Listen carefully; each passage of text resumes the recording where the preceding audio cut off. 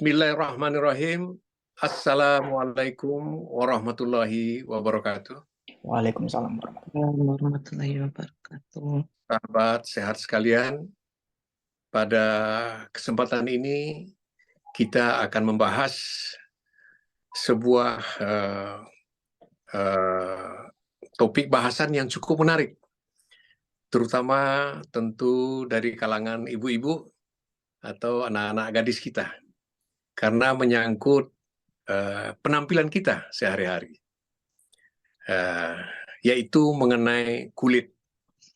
Kita tahu bahwa kulit ini di samping dia berperan sebagai pelindung tubuh kita, juga berperan sebagai untuk estetika, ya, untuk keindahan tubuh kita. Semua kita tentu mengidamkan kulit yang cerah dan bugar. Untuk itu kita akan membahas bersama pakarnya, Dr. Nova, spesialis kulit dan kelamin konsultan. Assalamualaikum, Dr. Nova. Waalaikumsalam, Prof. Sehat, Prof? Alhamdulillah, sehat-sehat kita ya. Ya, amin. Baik, Dr. Nova. Ini kita akan membahas cara perawatan kulit, tetapi kulit yang agak spesifik. Ternyata kulit ini ada yang jenis lembab dan ada juga yang jenis kering gitu ya. Iya. Untuk pertama kali kita minta Dr. Nova sampaikan kenapa kok ada yang kulit lembab dan kenapa kering? Apa perbedaannya? Silakan Dr. Nova. Oke, baik, Prof. Jadi sebelumnya saya salam kenal dulu sama sahabat sehat semua ya. Tadi Prof sudah memberitahukan nama saya Dr. Nova. Saya merupakan dokter spesialis dermatologi, venerologi, dan estetik. Atau kalau orang-orang di luar sana mengetahui itu sebagai dokter spesialis kulit dan kelamin, dan sekarang sebagai ada tambahan lagi kita sebagai dokter estetik atau dokter kecantikan. Jadi di sini sahabat sehat, saya akan memberikan info sedikit atau info yang cukup menarik ya, informasi tentang keadaan kulit kita. Jadi kulit kita ini kan memang merupakan bagian terluar dan terluas dari tubuh kita yang diciptakan oleh Allah Subhanahu wa Ta'ala. Jadi gimana cara merawatnya biar supaya tampilan kulit kita ini nampak sehat, glowing kalau istilahnya yang lagi hit sekarang ya. Nah, jadi sebelum ke sana saya jelaskan sedikit bahwa kulit kita ini terdiri dari beberapa lapisan.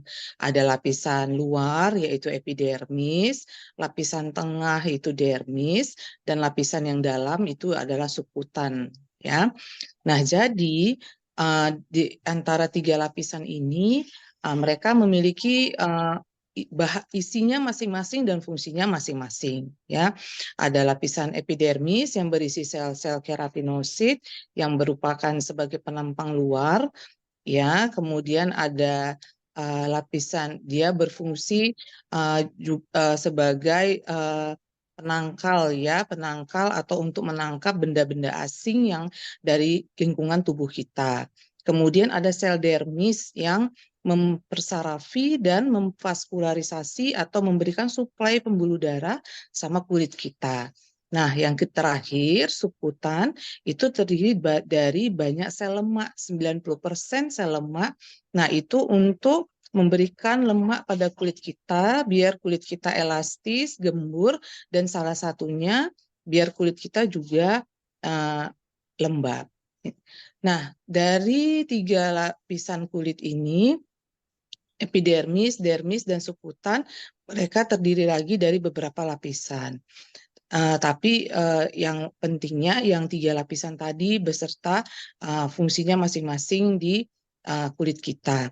Nah, secara keseluruhan fungsi kulit ini pun dibagi lagi ada beberapa sebagai fungsi proteksi, fungsi sensori, fungsi mengatur suhu, ekskresi, dan absorpsi. Nah, fungsi yang kulit ini akan berfungsi dengan baik jika kulit kita sehat gitu. Kulit kita tidak kering, kulit kita lembab, terhidrasi dengan baik. Nah, tadi sahabat sehat tadi telah mendengar dari Prof. Del, gimana sih kulit kok bisa ada kulit kering, kok bisa ada kulit yang lembab. Nah, kita membahas dulu yang pertama kulit kering. Kulit kering ini dia karena dipengaruhi oleh beberapa penyebab. Pertama, transepidermal water loss atau penguapan yang terlalu meningkat dari kulit kita. Nah, yang kedua, ada beberapa bahan yang menyebabkan kulit kita lembab, jumlahnya berkurang, seperti fat ester, asam lemak yang banyak tadi disebutkan, kemudian seramid, kemudian ada wax namanya, kemudian ada fat kolesterol. Nah, beberapa bahan ini yang berfungsi untuk menambah kelembapan kulit kita. Tetapi pada orang yang kulitnya kering, itu bahan-bahan tersebut bisa jumlahnya berkurang atau menurun gitu. Jadi gimana itu sahabat sehat tampilannya, ya kan?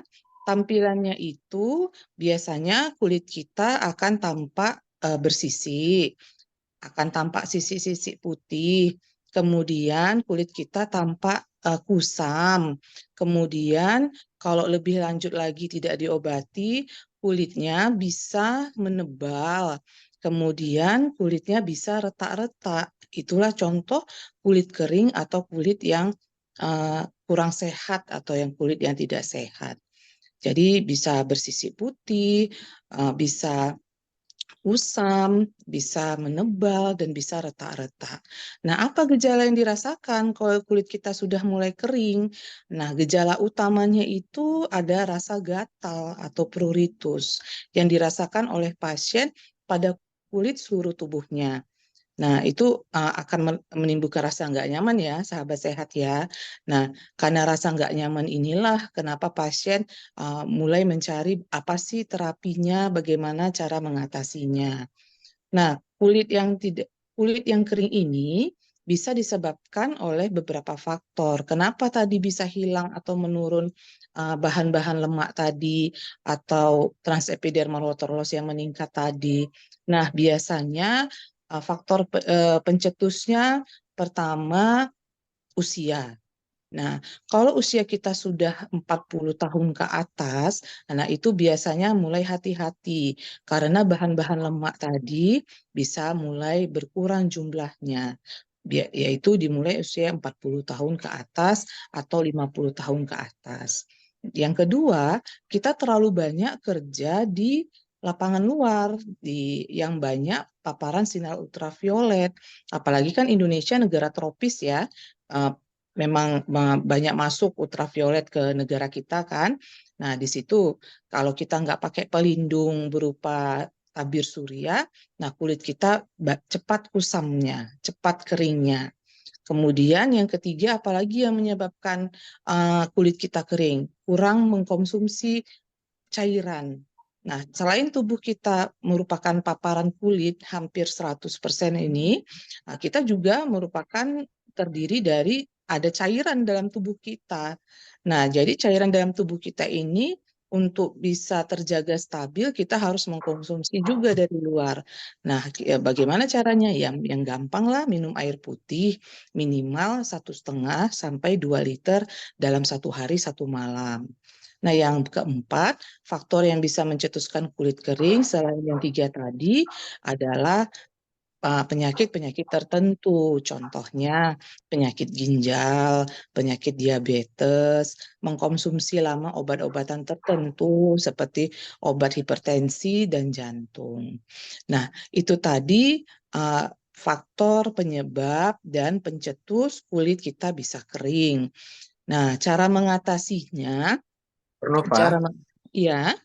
ya, sebelum kita masuk ke cara mengatasinya, adakah Mhm. jenis kulit yang kering ini disebabkan oleh memang bawaan? Artinya memang secara genetik memang kering kulitnya, Dr. Nova.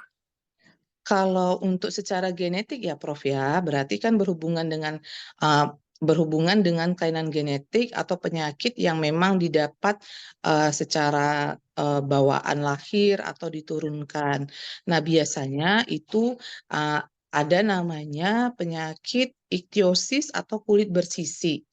Nah, iktiosis atau kulit bersisi ini salah satu manifestasi klinisnya kulit tampak kering dan bersisi. Yang kedua, kalau yang diturunkan secara genetik karena ada riwayat atopi dari orang tua, itu nama penyakitnya dermatitis atopi. Atau kalau orang-orang awam sering bilang anaknya kulitnya sangat sensitif, seperti itu. Itu biasanya juga manifestasinya kulit kering.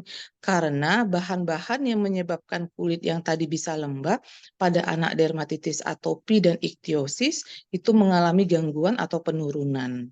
Seperti Oh, itu. oh baik. Jadi ada yang disebabkan oleh kondisi alam, gizi gitu ya, tetapi ada juga yang Iya, disebabkan oleh bawaan dari lahir ya, memang ada kelainan gitu ya. iya, Prof. Nah, kan dia sebetulnya tidak mengganggu sekali ya. Ada yang agak lembab, ada agak kering gitu ya. Apakah ada hubungan dengan produksi kelenjar-kelenjar di kulit kita, Dr. Nova? Nah, di kulit ada namanya aksesoris kulit ya, Prof ya. Ya, Ya, ya. appendages ya. Itu merupakan kelenjar dalam tubuh kita, yaitu kelenjar sebum dan kelenjar keringat, rambut beserta kuku. Nah, kelenjar-kelenjar ini juga berfungsi untuk melembabkan kulit kita dan mengatur suhu dalam kulit kita. Seperti kelenjar keringat itu untuk termoregulasi, untuk mengeluarkan keringat dari kulit kita. Sedangkan kelenjar sebum fungsinya untuk meminyaki kulit kita. Tetapi kalau produksinya berlebihan atau ada gangguan dalam kulit kita, dua kelenjar ini produksinya juga akan terganggu sehingga menyebabkan suatu penyakit. Misalkan kalau kelenjar keringatnya terganggu, nama penyakitnya dishidrosis. Jadi kita punya keringat yang berlebihan. Kemudian kalau kelenjar sebumnya terganggu, nama penyakitnya dermatitis seboroik. Seperti itu. Jadi kalau kelenjar itu fungsinya lebih ke pengaturan suhu sama melembabkan kulit. Tetapi kelenjar ini sebagai bukan fungsi utama ya sahabat sehat ya. Yang berfungsi utama itu adalah asam-asam lemak dan protein yang terdapat dalam kulit kita yang terutama di lapisan subkutan tadi. Oke, baik. Nah, sahabat sehat sekalian ya, bermacam-macam penyebabnya ya, dan juga ya, anatomi kulit juga ya, terlalu banyak mengeluarkan kelenjar juga mempengaruhi kulit kering atau lembabnya.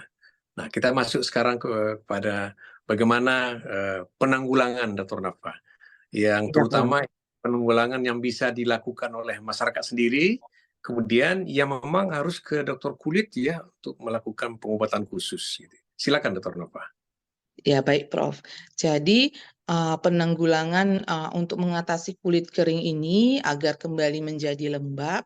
Nah, kita perlu bantuan eksternal ya. Jadi kita perlu bantuan eksternal. Jadi caranya pertama itu tadi kita mengkonsumsi air putih, kemudian yang cukup ya, ya 1,5 sampai 2 liter dalam 1 hari 1 malam. Itu gampang ya, air putih kan memang sehari-hari kita konsumsi. Nah, yang kedua, kita mulai mencari mana nih pelembab eksternal ya yang bisa menambah kelembapan pada kulit kita. Banyak di luar sana pelembab-pelembab yang banyak sudah sudah berada di pasaran yang sudah cukup lengkap saya rasa bahannya yang terdiri dari seramid contohnya, kemudian terdiri dari wax ester, kemudian juga terdiri dari asam hyaluronat seperti itu. Nah, sebelum saya ke sana, saya juga mau menjelaskan kalau pelembab ini pun ada jenisnya. Ada tipe humektan. Humektan ini biasanya pelembab yang lebih ringan. Dia fungsinya mengikat air, mengambil air dari lingkungan, kemudian diikatnya sehingga air terisi di sel-sel kulit kita. Nah, humektan ini contohnya gliserin yang ada, kalau nanti baca ingredient pelembab yang ada isinya gliserin, urea, nah itu bagian dari humektan. Kemudian ada yang namanya emolien. Nah, emolien ini juga paling banyak nih, banyak sekali berada di ini ya, yang bisa kita pakai ya, yang bisa kita pilih ya. Nah, ada bentuk krim, ada bentuk lotion, ada bentuk salep ya. Jadi emolien ini dia melembabkan dari lapisan kulit luar kita. Nah, dia ada itu tadi, ada asam hyaluronat, ada seramid, ada minyak mineral. Nah, itu tadi contoh-contoh yang ada di bahan-bahan di emolien. Nah, biasanya yang paling hit sekarang itu asam hyaluronat ya. Asam hyaluronat itu paling banyak terdapat di ingredient pelembab sekarang ini. Nah, yang ketiga yang sifatnya oklusif atau menutup. Nah, jadi ini oklusif ini contohnya kayak petrolatum jelly, petrolatum mineral, minyak lebah. Nah, ini contohnya beeswax itu contoh dari petrolatum. Dia sifatnya mengisi sel-sel yang ada di kulit kita, kemudian dikuncinya. Nah, biar supaya tidak terjadi penguapan yang berlebihan. Nah, tapi kekurangan dari oklusif ini, dia agak sedikit berminyak, sehingga kita kurang nyaman memakainya. Nah, itu nanti sama yang video terakhir ada hubungannya. Kapan si oklusif ini dipakai? Oklusif ini dipakai pada suhu yang cukup ekstrim. Biasanya negara-negara atau daerah-daerah yang suhunya bisa sangat kering, mungkin sangat panas di atas 40 derajat Celcius. Seperti itu. Baik, Jadi yang baik. kedua itu kita memakai pelembab. Itu. Dr. Nova, Ya, ada Dr. Nova menyebutkan minyak lebah. Apakah itu sama dengan madu? minyak ya sama Prof. Oke, Sama. madu ya. Jadi Oke. dia dibuat dalam bentuk krim yang agak kental, tapi Ya. ditambahkan minyak madu di situ, ya, sehingga bisa dioleskan di kulit kita gitu, atau memang dalam bentuk minyaknya gitu, dalam bentuk oil dia. Baik. Kalau agak berat ya, seperti yang ada kelainan genetik tadi, seperti sudah bersisik gitu ya. Itu kalau di rumah sakit itu apa tindakan yang atau penanggulangan yang bisa dilakukan, Dr. Nova? Kalau sudah sangat bersisik ya, biasanya pasien datang ke dokter spesialis kulit dan kelamin karena rasa yang tidak nyaman, gatal, dia sangat gatal. Jadi selain kita beri obat-obatan untuk mengurangi rasa gatalnya, kita pilih pelembab yang memang sesuai dengan jenis kulitnya tadi.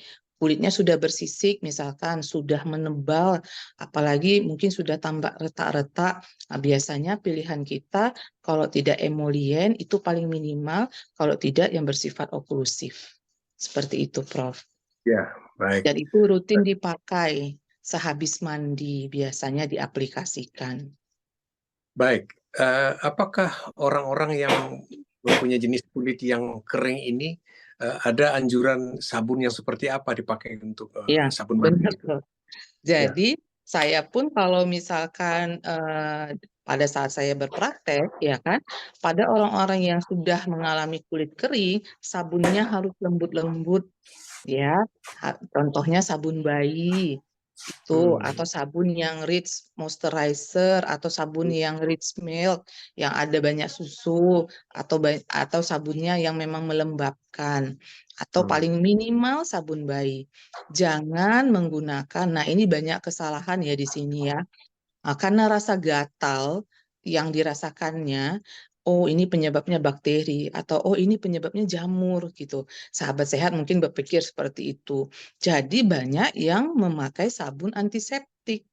Nah, sabun-sabun yang mengandung antiseptik akan menambah buruk rasa gatal dan Hmm. kering pada kulit, Prof. Oh, Gitu. Nah, jadi jadi justru memperparah ya. iya, jadi itu banyak kesalahan di luar sana yang dilakukan.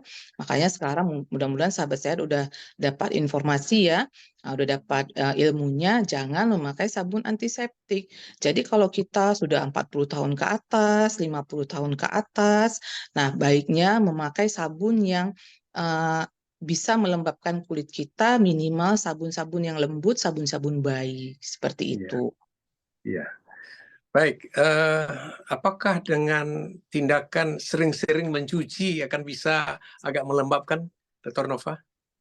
Uh, sering sering-sering mencuci dengan sabun itu tidak menambah melembabkan, itu bisa malah menambah, apalagi kalau sabun yang digunakan walaupun sabun yang lembut ya, tapi Iya, sabun yang lembut ini tetap ada apanya ya, deterjen kita bilang ya, seperti ya, busanya ya, yang mengeluarkan busa ya. Nah, ya. jadi itu tidak menolong. Nah, Oh, malah bisa menimbulkan suatu penyakit yang namanya iritasi kulit kalau terlalu sering digunakan. Jadi cukup digunakan pada saat yang perlu-perlu saja, misalkan pada saat kita mandi atau pada saat kita cuci tangan karena ada yang kotor, seperti itu. Nah, yang bisa kita sering gunakan itu biasanya pelembab tadi, mau jenisnya humektan atau emolien atau oklusif. Nah, itu bisa kita gunakan sehari 3 atau 4 kali. Nah, memang lebih baik setelah kita mandi. Tapi kalau aktivitas kita banyak di tempat yang ultravioletnya cukup tinggi, bisa hmm. kita aplikasikan 3 sampai 4 kali pelembabnya. Baik, kalau tidak cuci pakai sabun, misalnya dengan air saja, dengan tujuan supaya dia lembab gitu, ada nggak manfaat itu? Sering-sering dibasahin gitu. Tidak begitu efektif ya, Prof ya. Karena air itu kan dia cairan ya, jadi beberapa menit kemudian dia sudah menguap lagi gitu. Jadi dia kalau air aja yang kita siramkan atau kita basahi seperti itu, nah itu hanya menolong mungkin dalam waktu beberapa menit saja gitu. Oh, Dia sifatnya tidak mengunci atau mengikat air di sel-sel kulit kita. Tapi kalau itu nanti mungkin pembahasan di video terakhir ya, itu bisa sebagai terapi tambahan kalau terlalu panas di negara yang ekstrim suhunya gitu. ya. Nah, Baik, memang jadi berarti eh, suhu ya, suhu mempengaruhi juga. Makin panas hari dia makin kering gitu ya, Dr. Nova ya. iya, Sehingga kita betul. menghindari suhu yang panas ya, Dr. Nova. Iya, jadi kalau suhu yang panas, kulit kita akan terasa lebih kering karena transepidermal water loss tadi kan meningkat ya, Prof ya. Ya, Penguapan meningkat ya, Prof. Sehingga kulit akan terasa lebih kering. Makanya kalau kita banyak aktivitas di luar, apalagi kita tidak memakai pelindung seperti uh, lengan tangan panjang gitu. Itu biasanya kita mengaplikasikan pelembabnya bisa beberapa kali. Nah, salah satu juga yang biar supaya kulit kita ini terlindung dari ultraviolet sehingga tidak gampang uh, terasa panas dan kering, itu tadi kita boleh memakai lengan tangan panjang, kita boleh memakai payung atau kita boleh memakai topi. Nah, salah satu cara untuk melindungi kulit kita, pertama terpapar dari sinar matahari yang berlebihan, yang kedua agar tidak terlalu kulit kita ini tidak terlalu panas dan kering seperti itu, Prof. ya, berarti memang suhu kemudian cahaya matahari sendiri memang sebaiknya jangan terlalu banyak terpapar ya, akan menambah Iya, lagi keringnya gitu ya. iya Eh, benar. Begini, kita ada yang berbakat, ada yang memang kering, ada yang lembab juga. Nah, makin tua kita kan kulit kita itu mengkerut. Apakah memang makin tua ada kecenderungan kulit itu makin kering, Dr. Nova? Benar, benar, Prof. Karena itu tadi, sel-sel lemak yang berada di subkutan itu seperti fat ester, kolesterol, wax, seramid, itu jumlahnya menurun, Prof. Nah, biasanya usia di atas 50 tahun, apalagi ditambah ya mudah-mudahan sahabat sehat-sehat semua ya, tidak ada penyakit yang lain. Tetapi kalau ada penyakit yang lain seperti penyakit diabetes, gagal ginjal kronis, hipertensi dan jantung yang mengkonsumsi obat-obatnya bisa seumur hidup, nah itu mempengaruhi dari keadaan kulitnya. Seperti itu. Baik, berarti untuk kami-kami yang tua-tua ini eh, menjadi perhatian ya. Mungkin salah satu juga memang karena pada orang tua kan reseptor hausnya sudah mulai terganggu sehingga jarang merasa haus sehingga cenderung dehidrasi. Begitu ya, Dr. Nova ya? Salah satunya itu, jadi dehidrasi kulitnya karena tidak mengkonsumsi air 1,5 sampai 2 liter dalam 1 hari 1 malam. Apalagi kalau ada penyakit tertentu ya, Prof, seperti gagal ginjal kronis kan, memang intake air minum dibatasi ya, Prof ya. Jadi memang itu sangat membuat dehidrasi sama kulit, sehingga perlu bantuan eksternal. Baik. Jadi sahabat sehat yang sudah di atas 50 lah ya, Iya. kami-kami ini. Jadi Rajin jangan minum ditunggu, juga. ya, jangan ditunggu haus karena memang makin tua kita, perasaan haus itu makin berkurang. Minum aja sesuai yang jumlah yang dianjurkan Dr. Nova tadi. Ya, Iya, satu minum aja, setengah. jangan tunggu haus. Nggak akan haus-haus. Mungkin lapar juga ya. Orang tua ini cenderung nggak lapar-lapar. Makanya suka kali puasa orang tua tuh. Karena nggak ada lapar-laparnya. Nah, tetapi kita harus mempertimbangkan kebutuhan air kita, kebutuhan gizi kita. Walaupun tak lapar, walaupun tak haus, minum aja, makan aja supaya badan kita tetap bugar dan sehat. Silakan Dr. Nova, ada tip-tip terakhir yang mau disampaikan untuk merawat kulit yang kering ini, Dr. Nova? Ya, jadi tips-tipsnya itu tadi ya. Jadi yang pertama minum yang cukup. Yang kedua, tadi kan Prof Del sudah sharing ya, kalau pada orang tua kadang hausnya udah menurun, nggak haus-haus gitu kan. Nah, itu bisa diberikan variasi selain dari minuman, kita bisa juga membeli buah-buahan yang banyak mengandung air seperti jeruk, kemudian semangka seperti itu. Nah, itu kan variasi lain ya, sehingga juga bisa memberikan vitamin dan cairan ke dalam tubuh kita. Walaupun mungkin kita konsumsinya mungkin nggak bisa banyak kan, seperti air putih, tapi itu variasi yang lain. Nah, yang ketiga itu tadi sabun yang digunakan, terus sabun yang lembut-lembut, dan itu digunakan seumur hidup untuk seterusnya, minimal sabun bayi. Jadi kadang pasien juga bercanda, waduh balik balik bayi lagi saya dok, katanya gitu. Ya kan. Ya, kemudian eh, eh, s- pakailah pelembab yang cocok dengan kulit, apakah jenis humektan, apakah jenis emolien ataupun oklusif sesuai dengan lingkungan tempat kita berada, seperti itu. Kemudian nutrisi ya, kita makan cukup protein, baik protein hewani ataupun protein nabati. Kemudian tetap sehat, mudah-mudahan tidak ada penyakit-penyakit sistemik yang lainnya. Jadi itu aja yang paling gampang dilakukan ya.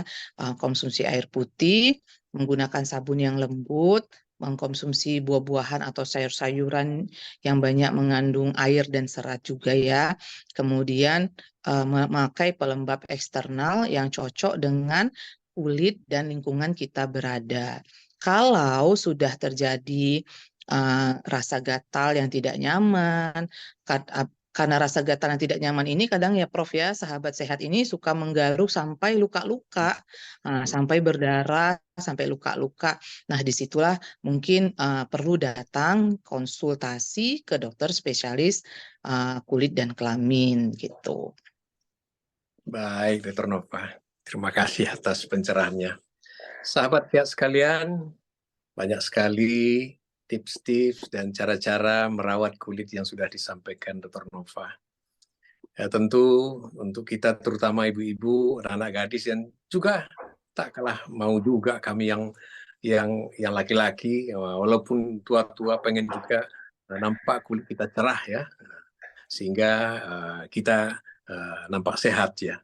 Semoga apa yang disampaikan Dr. Nova tadi dan apa yang bisa kita lakukan di rumah, dan ada saatnya memang nggak bisa lagi kita tanggulangi di rumah, harus konsultasi ke dokter kulit yang sesuai agar semua kelainan kulit kita ini bisa terselesaikan dengan baik. Semoga sahabat sehat sekalian akan mempunyai kulit yang sehat, cerah, dan sehat. Terima kasih, Amin. Dr. Nova, atas Baik, Prof. pencerahannya di pagi hari ini, sahabat sehat Iya. sekalian. Semoga kita berjumpa lagi di YouTube yang berikutnya. Wabillahi taufiq wal hidayah. Wassalamualaikum warahmatullahi wabarakatuh.